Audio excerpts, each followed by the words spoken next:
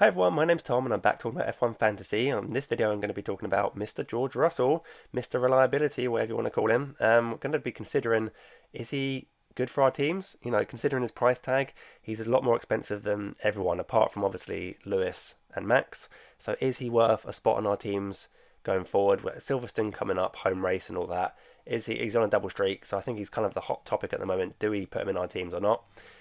Thank you to everyone who voted in the poll, who voted for me to speak about George Russell. The other options were Max Verstappen and Kevin Magnussen, who I both thought were both kind of interesting drivers at the moment. Max on the rise, Magnussen kind of dropping down, but still potentially giving us some value. So interesting that the vast majority actually wanted me to speak about George Russell. So that's what I'm going to be doing. If you can hear it in my voice, I'm sorry because I've been ill all week. I was planning to do this video actually a few days ago, just been completely knocked out by the flu, not COVID, in case you're wondering, just the unfashionable, good old-fashioned flu.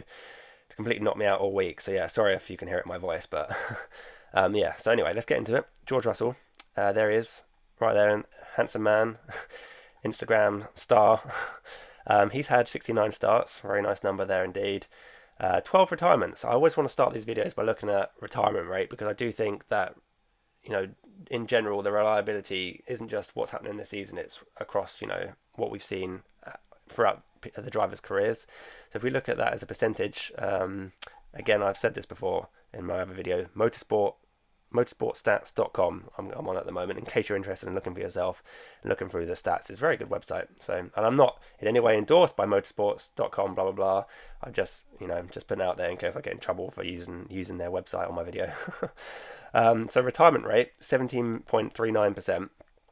It's not the best on the grid. It's definitely not the best. Obviously this season, phenomenal reliability and no retirements, but across his career, we've seen that reliability not necessarily fantastic. So, and I know a lot of that is probably to do with the fact he was in a Williams previous to the Mercedes. The Williams has not been so reliable. It's been pretty dire the last sort of 2-3 years that he's been driving for them.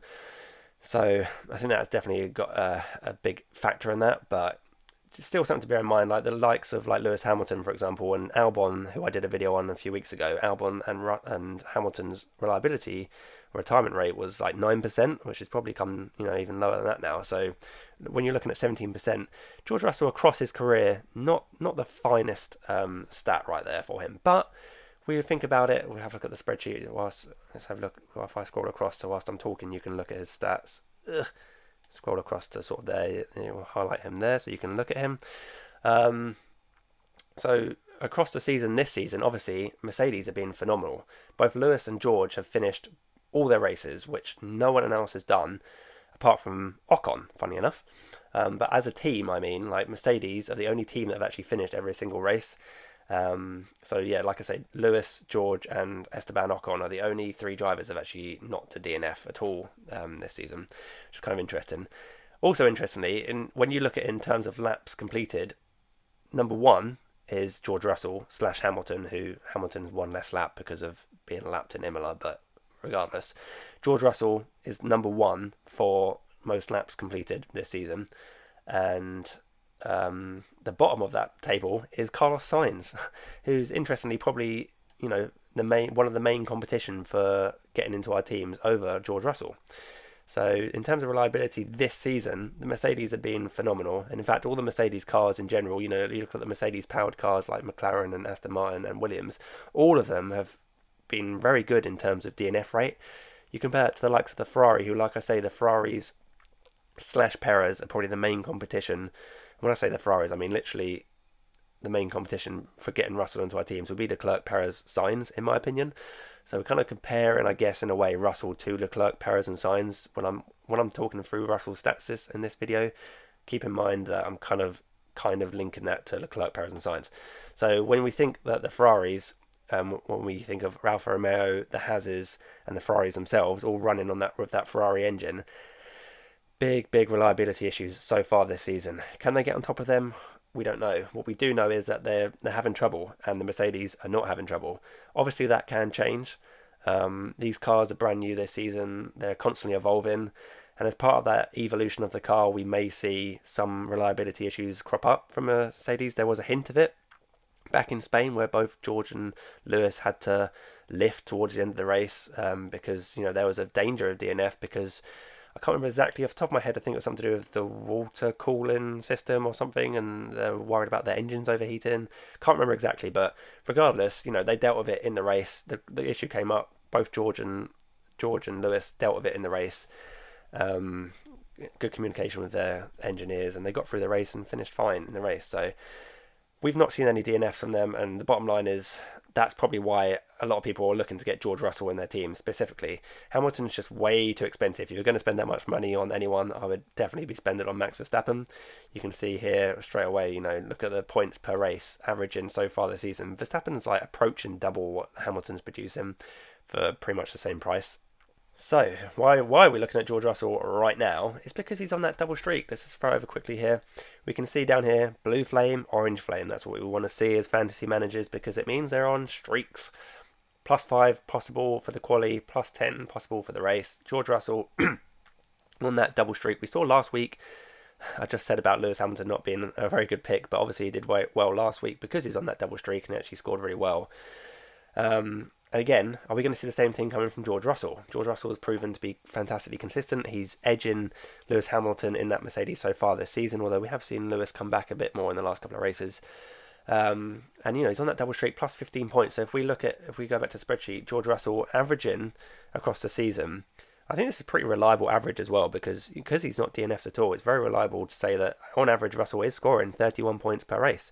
If we at 31 points, we throw in that +15 bonus, we're looking at a potential 46 points for George Russell in Silverstone. 46 points just if he does, he's tending to finish 3rd, 4th, 5th. On average, he's probably finishing about that 4th position. With Lewis coming back into the equation a bit, maybe we're looking at a bit more closer to the 4th if Lewis starts getting ahead of him at all. But in general, we could say that from what we've seen so far this season, George Russell is going to score around about 45, 46 points in this upcoming race. So surely we'll want him in our teams. Of course, we can't turbo drive him. If he was under 20 million, we could put the turbo driver on him. I think absolutely everyone who's still playing this game would have George Russell in their team. But you can't turbo drive him, which makes the likes of Leclerc, Perez, Sainz that much more appealing because you can turbo drive them. Sorry, speaking about turbo drivers just giving me like flashbacks to Canada and having the turbo driver on Perez and what a disaster that was. Of course, we couldn't see the reliability issue with Perez and his gearbox, and that sort of thing may well come up with the Mercedes at some point. We could be looking at George Russell coming, we could be crying our eyes out because we put George Russell, we fixed our team up to put George Russell into our teams for Silverstone. Lap 2, sorry guys, gearbox is gone, and that's it, out the race. Everything's just gone to pot, and that is unfortunately what happens in F1 fantasy when you compare it to other other fantasy games. There's a lot more variance because of the DNFs, and if you're turbo driver, for example, or just anyone DNFs, the DNFs are so painful, and I think that's another reason really why George Russell's appealing right now, because the DNFs, get those -10s just for DNF, and you lose a big chunk of points when you DNF. But let's have a quick look at what happened in Canada. I know this is going to hurt a lot of you, and it hurts a lot of me to look back at Canada, but Perez down there. Why have I? Oh yeah, for fantasy points, Perez -8. Really, really hurt. Let's have a look at who else is DNFing. Tsunoda -9. What happens when you DNF? In Baku, who DNF? Carlos Sainz came away with 0. Leclerc came away with 5 points because he qualified so well, I'd imagine. Let's pick another random race. Let's look at Melbourne, for example. Carlos Sainz, Vettel, Verstappen all DNF'd. They came away with 4, -7, 5. So obviously when you finish the race, whether if you're finishing the races where you should be getting these 30, 40 points. The podium, look at the podium positions here. So I don't know if you can actually see this because my face, I think my face is covering this up, isn't it? I really need to think about this a bit more.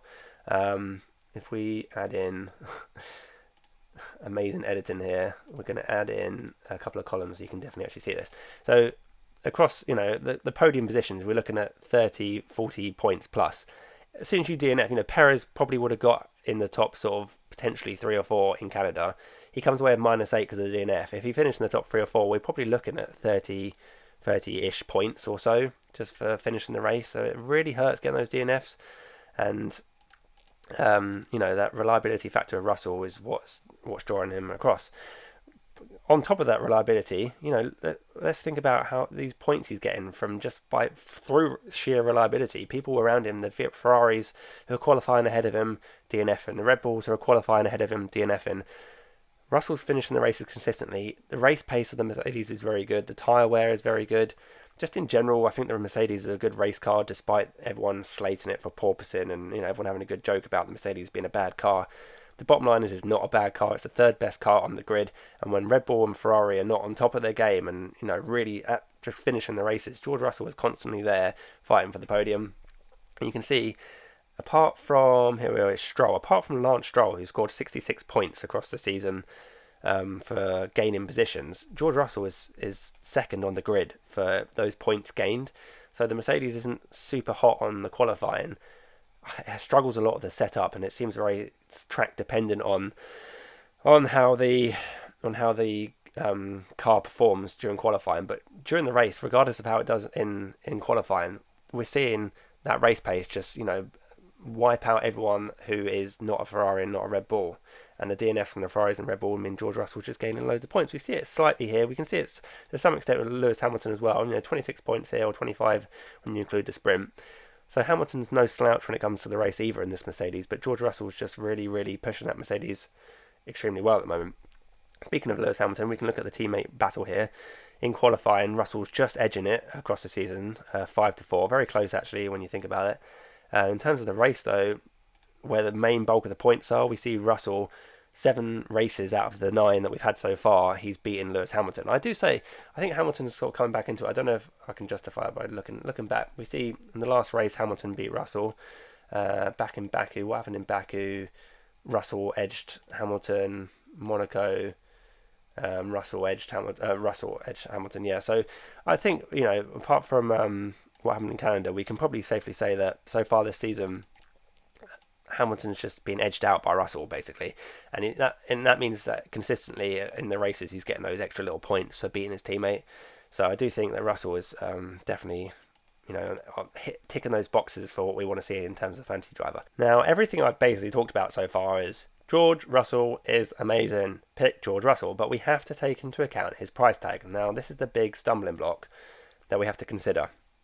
Let's have a look at his price first of all, because that's what we're talking about. His price at the moment of recording this is 23.8. So when we compare that to the people down here who we're kind of, comparing him to, the likes of Sainz, Perez, Leclerc, 23.8. I'm not doing quick maths, we're going to round this up roughly. So say he's 24, Leclerc's roughly 19. So that's about 5 million. And we look at Perez, also roughly around 5 million, and Sainz is a little bit cheaper than the other two. So we're looking at around about sort of 6 to 7 million price difference. If you're considering sort of 5-6 million, that's pretty much the cost of Magnussen. He's 6.1, the cheapest driver in the game at the moment. And so if we consider fitting into our teams, we want to fit as much of the good drivers obviously in our teams. And if we're thinking, we want George Russell on our teams because of everything I've said so far in this video, reliability, blah blah blah. We want George Russell on our teams. We have to take into account who else is going to get into our teams. So let's just, for argument's sake, say because of that price difference, what am I thinking? George Russell of 23.8. If we add in Magnussen, that comes to roughly 30 million. So this is just a random example I'm thinking of. So if we've got 30 million, we're going to spend 30 million on 2 drivers.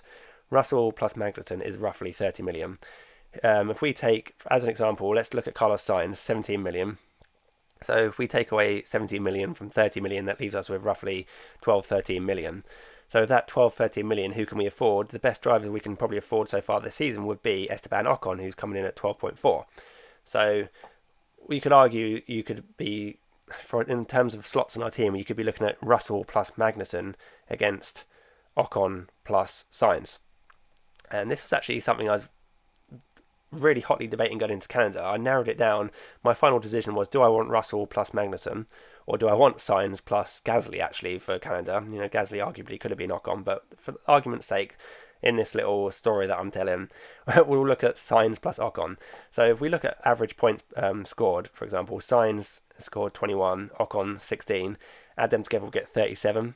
We look at Russell's score averaging 31, Magnussen currently averaging 6 per race, also 37. So actually, when we look at the averages of Ocon plus Sainz across the season versus Russell plus Magnussen across the season, they actually come to pretty much the same points. So the difference being that you could have at some point turbo drived Perez, and now obviously I picked Sainz. I've been talking about Sainz.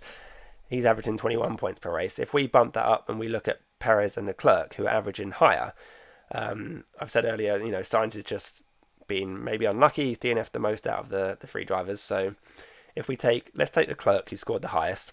Let's take Leclerc, who cost 18.8. Who can we afford?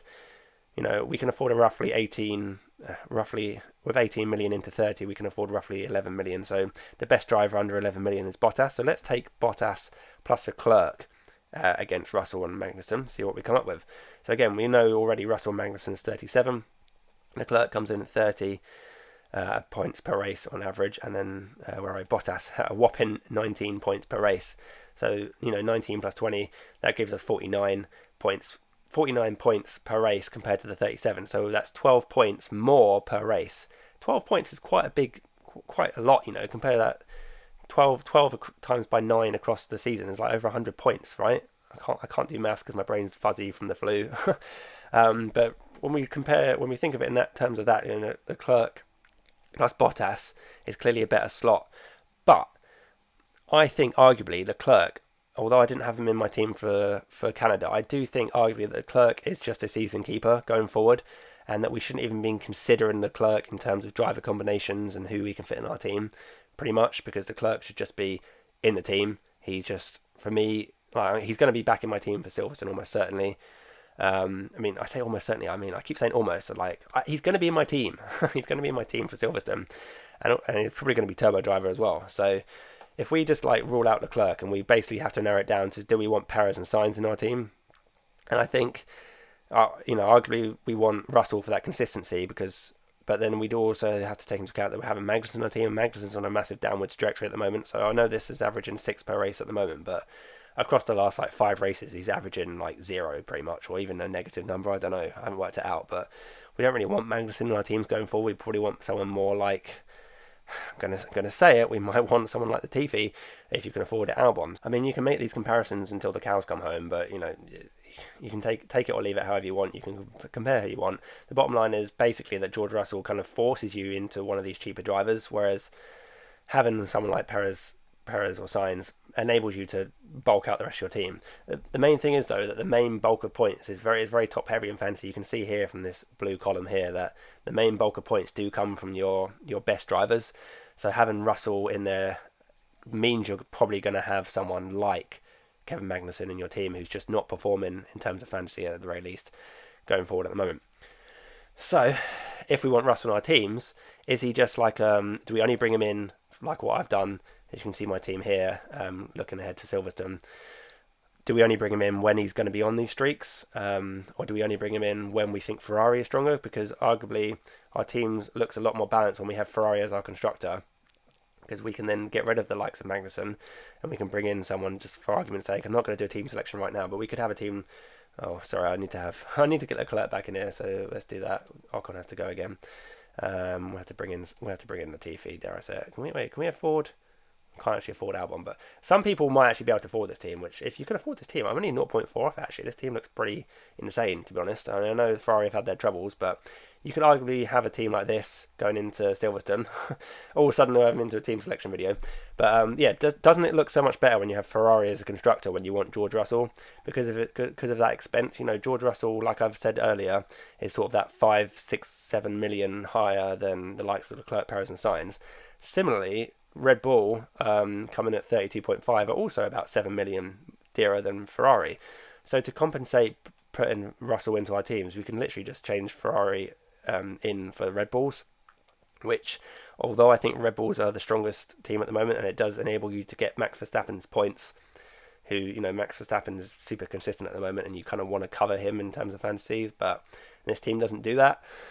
But doesn't it look a lot more balanced? It looks like a nice balanced team, and if you can't afford Albon like I can't, then you could just, you want to avoid Magnussen, you can just bring in Latifi, just suck it up, swallow your pride, bring in Latifi. I think a team like this actually looks really good. So yeah, I do think that Russell going forward could still be a good pick. And the fact that he's on double streak means he's definitely going to be in my team. And this is definitely a team I would heavily consider going into Silverstone. It also enables you to get Alonso on that streak. So, but yeah, I do think going forward though that Red Bull are still the best team to have as your constructor, and then but that does, like I say, mean you're going to have to drop someone. You're going to have to drop either Perez or Leclerc. I don't advocate dropping either of them. So I think the only one you can really drop is Alonso, and with most of our budgets, the most you can probably afford, if you're lucky, you can get up to Albon if you've got loads of money, but otherwise you're going to be stuck with Schumacher, Magnussen. You're going to have a team like this, which is still fine. It covers Verstappen's points, and so yes, I do think Russell, despite his price, definitely can be put into our teams. And I think that Ferrari build I just showed a second ago is a great example of how he can fit into our teams. But if we want Red Bull, who I think are the best constructors, and remember the constructor is arguably the most important part of your team. That's where the main bulk of our points come from. Look at these points per race. So you look at Red Bull, they cost 32.5. It's almost the same price as the likes of Verstappen and Hamilton. Compare Verstappen, 38 points per race, to Red Bull, 60 points per race. If you just spend an extra 2 million on Red Bull over Verstappen, you're getting an extra 22 points per race. 22 points is huge every single race. So arguably the constructor is definitely the most important, and to get Russell into our team consistently, you probably need Ferrari as your constructor. But I still think that Russell bringing home the bacon every single race with Mr. Reliable, Mr. Consistency enables you to have a team like this with Ocon going forward. Probably want Fernando for Silverstone because he's on that race streak, but going forward you probably want Ocon just for that consistency. Teams like this could well be the new template in my opinion. So yeah, I do think overall George Russell is a fantastic asset. We do have to think about how we fit him into our teams, especially with how we fit him into our teams for Silverstone in particular. So yeah, for me, Silverstone, I could very well go over a team like this. It does mean no Verstappen points, which is very bad because Verstappen is on the form of his life. All of a sudden, he's really picked up in the last few races. He's just winning races consistently. But overall, I think George Russell is a fantastic pick. You cannot turbo drive him, which is, it sucks kind of. But for me going forward, he's going to be my team for Silverstone. It also enables me to jump quite happily over to Max Verstappen and build a team around Max Verstappen for the Mega Driver in Austria. And, I'm talking up George Russell so much in this video. Do we want George Russell as a Mega Driver in Silverstone? I would argue no. You want to pick the Mega Driver who's going to win the race. That's where the main bulk of points are. But, being on that double streak is definitely, if we think George Russell, with Mercedes are going to have upgrades for Silverstone as well. That's something I haven't mentioned yet.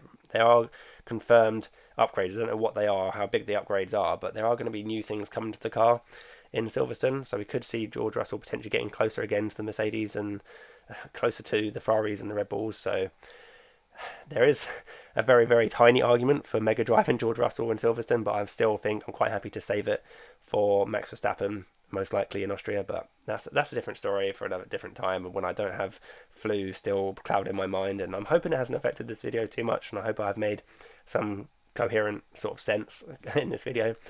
But I think that pretty much sums it up. So yes, I'm glad I finally got through this because my head's starting to ache a little bit. So time for me to go render, upload, chill out for the weekend, and then I'll do my team selection video hopefully Monday, Tuesday, final thoughts again on Friday, and yeah, we're back to business of the fantasy team and the normal schedule going forward.